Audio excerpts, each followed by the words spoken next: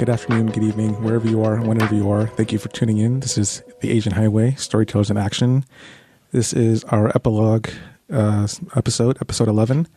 No guests this week. It's just the team of H1 in here in studio talking a little bit about the season that just finished. We have wrapped up a 10-episode season. Thank you to everybody who's tuned in. It's been an amazing journey. Our theme for all 10 episodes was music. We've tried our best to stick close to that theme as much as we could. But we've learned quite a bit on this journey, on this highway that we've taken. And I'd like to rope in the three other team members who are here. We have Medha Shankar, Debesh Das, and Marvin Yueh. And we're going to talk about what we've learned this season, how we've grown, and kind of what our takeaway is, and what we'll look forward to in season 2. So we're going to just get right into it. Medha, how has the season been for you? It's been quite a journey, hasn't it been? Yeah, I think the main thing I've learned is, I know it sounds horribly cliche, but the power of storytelling, because often as Asian immigrants here, we're sort of told to work hard and, catch up with all the other ethnic groups. And we kind of forget that we've had our own story to reflect back on us as to how we came to this country, whether we're first or second or third generation. And for me, I always, ignore the fact that it's taken me a while to come to this country. I've come back and forth. And so by hearing other people's stories, it's helped me to reflect back on my own story and to hear the commonalities between the stories of the struggles people have faced coming here, the power of music to help them, to encourage them to persevere despite challenging times, and community. The fact that a lot of people do feel strongly about building community and connecting with other groups of people. Really quick, you've had a quite the interesting journey yourself. You've been in so many countries, so many cities. Was there a particular element or thread of this season that particularly resonated with a portion of your life?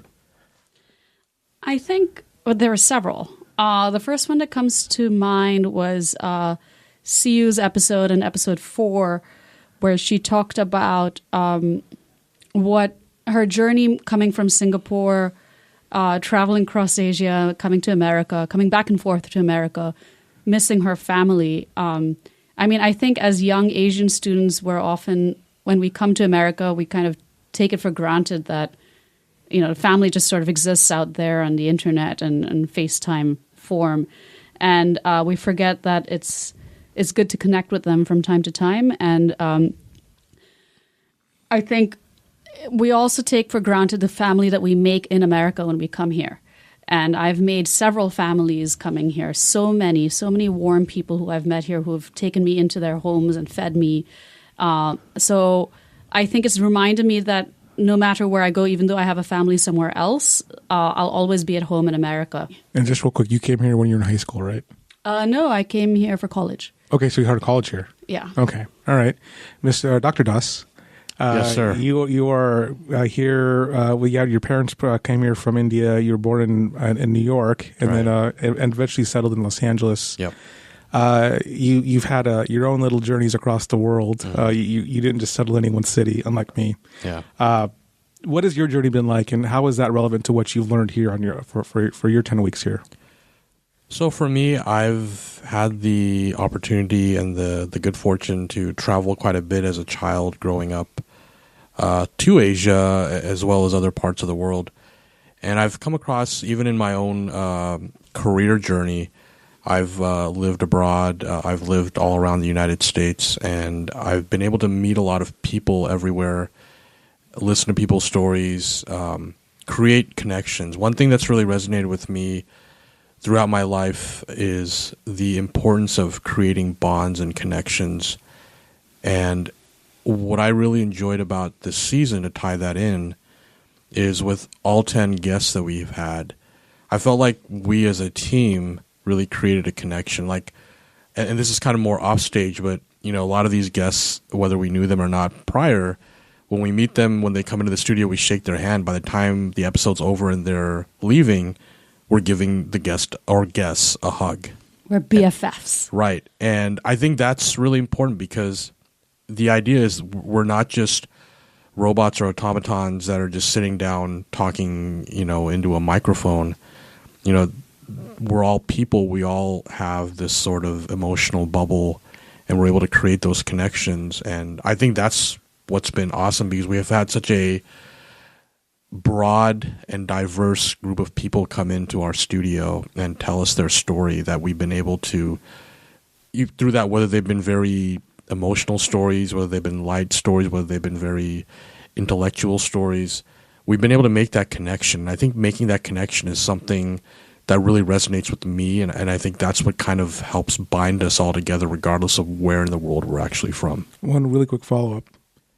How does that set up in the context of what H1 mission is? I mean, we're here to make connections with people and to foster conversations. So can you put that in the context of what this means in terms of the mission we're trying to achieve? Absolutely. And I mean, to go back to our prologue, and I believe you had eloquently stated that, having at AH1, there was always going to be a seat at the table. And I think we really embodied that in our mission vision throughout the season, about having a seat at the table, having an opportunity to have people tell their stories, to have active listening, to have active questions.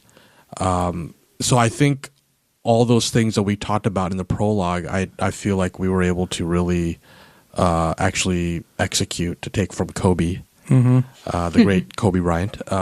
I think that was really the connection to all the guests we've had, and to go back to our mission and vision. Okay. Marvin, I'm going to rope you in now. It's one thing to talk, which the three of us have done quite a bit. Boy, we sure like to talk. Yes, but I got to give a lot of credit to Marvin, because every week he's been in here listening to us quietly, diligently. But you've also been a great resource to us in terms of coaching us and giving us your input.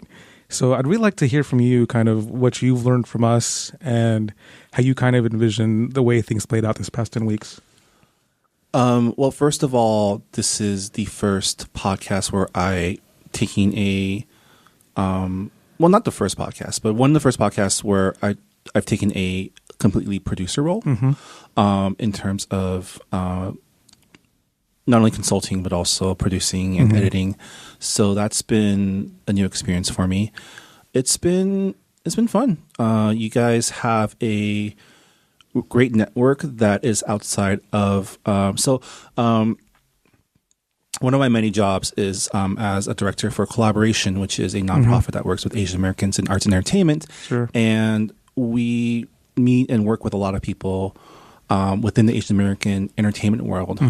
But a lot of the people that you've brought in are people outside of that network. So it's really cool to be able to bring people like actors, composers, directors who don't normally interact with the space, bring them to our studio, which is in the VC office, the VC Visual Communications, who puts on the annual LA Asian Pacific Film Festival, and create new threads to connect people into the community, because that's something that, especially in case the listeners haven't noticed, I'm Chinese, I'm East Asian, and the rest of the hosts here are Desi, South Asians. That's right.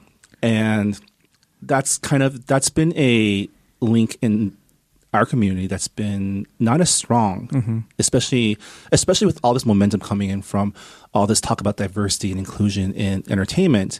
And with like movies like Crazy Rich Asians about to come out, there's about to be so much conversation about the power of inclusion and diversity in media. And even within the Asian American community, there are these lapses, right? Especially because Asian American, fun fact is, this year, 2018, is the 50th anniversary of the term Asian American. Oh, wow. As a descriptor. Ladies and gentlemen, this is why we have Marvin Yueh as our producer, because he knows stuff like this. It's awesome. And like the difference between like Asian American and say the Black community is Asian American isn't a cultural term; it's a political term. Right. It was created to form a coalition of the Asian immigrants in the States, but it encompasses a lot of diverse and distinct cultures, right? You have your South Asians, Southeast Asians, East Asians. Even amongst those groups, you have so many different. Like even in India alone, there's like 4 major groups and a lot of like minority groups. Right, it's Yeah. equal. I mean, the three of us represent 3 different axes or areas right, in India. right. So, I mean, people always compare, like, especially in the entertainment space, like, how can we emulate what the Black community is able to do? But a lot of times, step one is overcoming that hump of, like, when John Cho does something awesome, some people say, well, he's Korean. That has nothing to do with me. Like, when Crazy Rich Asians coming out, and a big talking point for a lot of people who are kind of hedging their expectations is, well, it's a Chinese story, so that has nothing to do with us, right? Right. And kind of preemptively passing it off, Right. Yeah. right? And that's, as you know, if we're going to make this Asian American thing work, we need to understand that it doesn't necessarily have to be you and yours, but it's a lot of us talking, Right. a lot Right. of we, Yeah. right? Yeah. Exactly. Yeah. And is there anything you've learned personally from this show that you've thought about and you had like a little bit of a Ta-da moment. ta-da as we moment like about to say. your own personal story? Actually, if you can also talk about your own personal story, where you're from, etc. Where am I from? Yeah.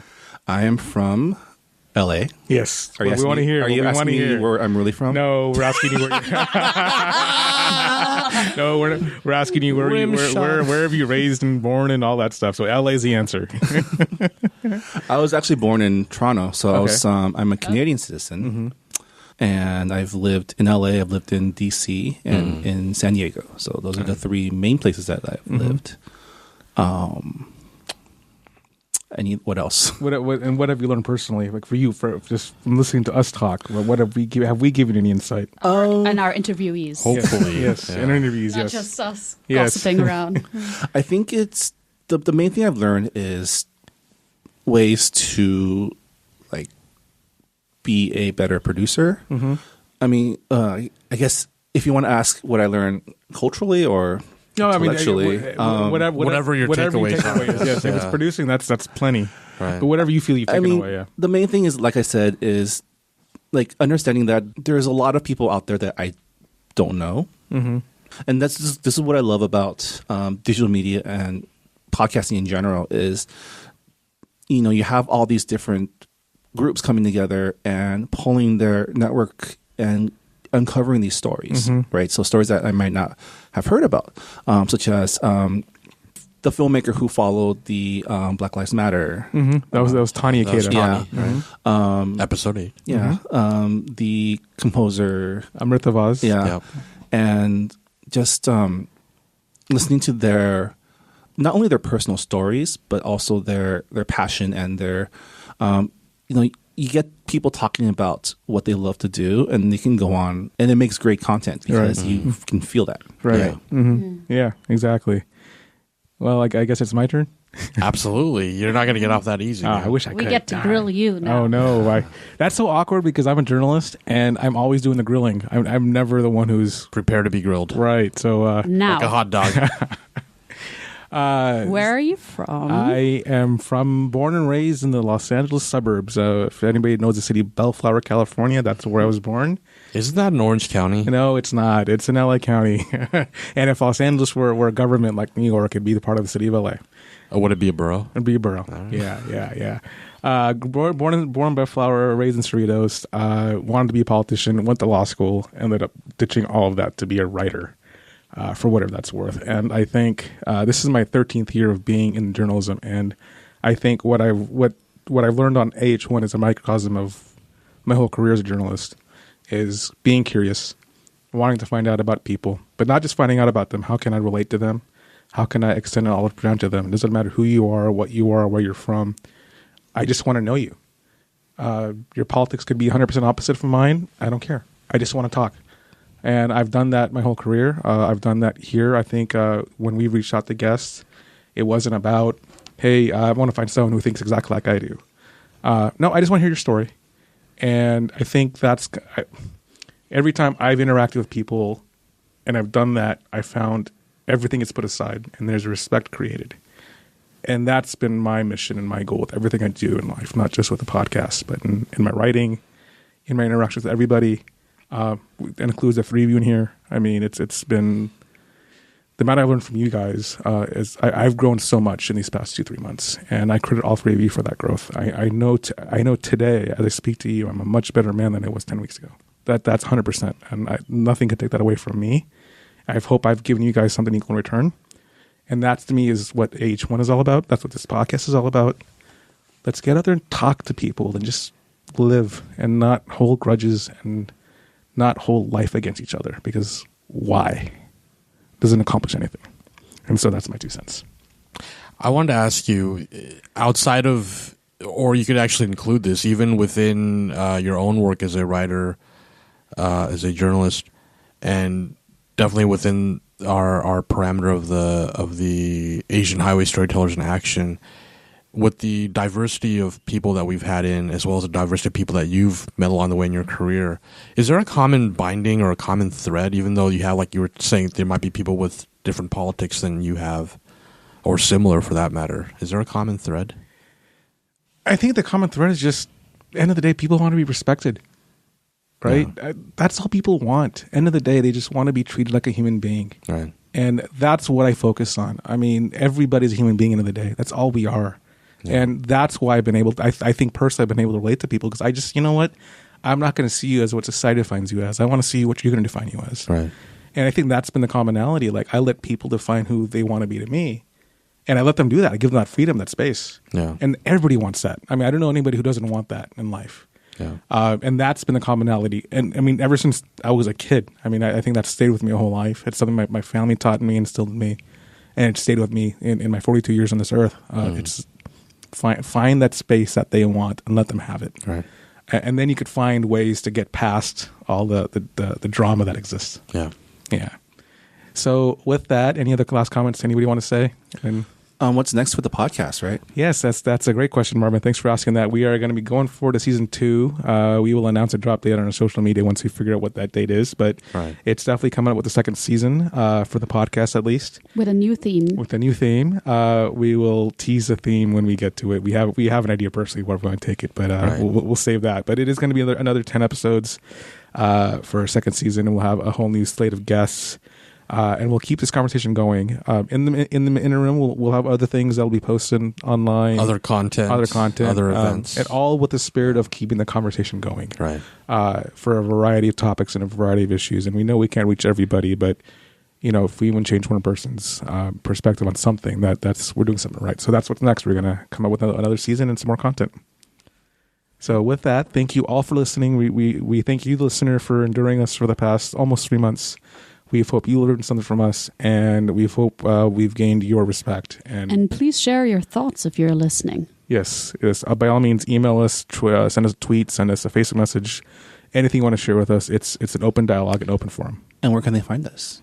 They could find us. Debesh, you want to tell us where you can find us on the various mediums we have?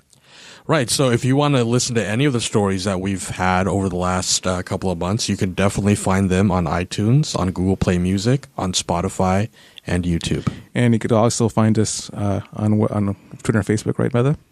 Indeed. And our new website, which is AH1.live. .live, yes. Right. And just to reiterate, our Facebook is Asian Highway 1 or AH1, or you can also find us on Twitter. It's AH1 Live. And the same handle for Instagram, which is also AH1 Live. And a big shout out to Marvin again. And thank you to Visual Communications for their generosity to also allow us to be here every week in Little Tokyo.